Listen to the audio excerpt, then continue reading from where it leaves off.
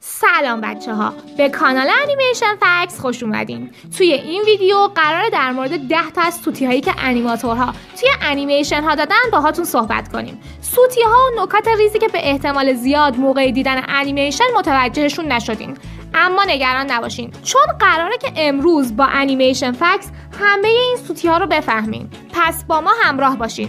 اما قبلش حتما از اینکه کانال ما رو سابسکرایب کردین مطمئن بشین و زنگوله کانال ما رو هم فعال کنین. خب دیگه بریم سراغ لیستمون. So let's get to it. شماره 10، انیمیشن موش سرآشپز.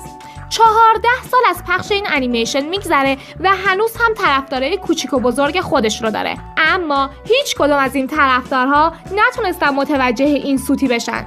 به این صحنه دقت کنین. موقعی که موش معروف انیمیشن داره از این ور آشپزخونه میدوه اونور، یهو متوجه یه قابلمه سوپ میشه و چند تا چیز میریزه توش تا مزهش بهتر بشه. حالا نکته دقیقاً همین قابلمه هست. اولش که قابلمه رو دیده بودیم، دیوارهای داخل قابلمه سوپی شده بودن. توی این تصویر هم بیشتر معلومه.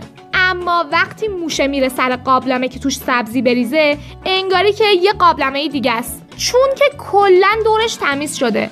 حالا یا جادو شده یا شاید هم سوتی دادن. شماره 9، انیمیشن آلیس در سرزمین عجایب. میدونیم که انیمیشن آلیس در سرزمین عجایب از یک کتاب به همین اسم اقتباس شده که یه دنیای عجیب و البته پر از رنگ و راز رو به ما نشون میده.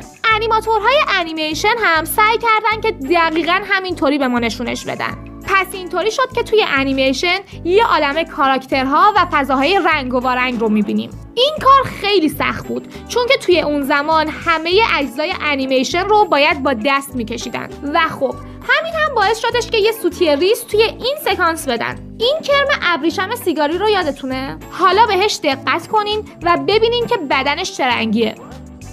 دقیقاً 2 ثانیه بعد توی سکانس بعدی میبینیم که جای رنگ‌های بدنش عوض شده. آخه این چطوری ممکنه؟ جادو که نشده جانم، بلکه سوتی دادن. شماره 8، انیمیشن فروزن. توی این سکانس که آنا و کریستوف دارن پرت میشن پایین، هیچ کلاهی سر آنا نیست، اما موقعی که پرتاب شدن میبینیم که کلاه شنل آنا اومده روی سرش. این که چطوری رو نمیدونم.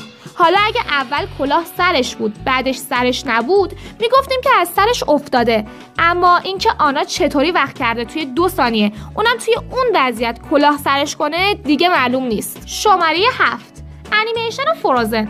آره، دوباره فروزن و دوباره یه صحنه دیگه از افتادن آنا و کریستوف. قبل از سقوطشون ما دیدیم که کریستوف یه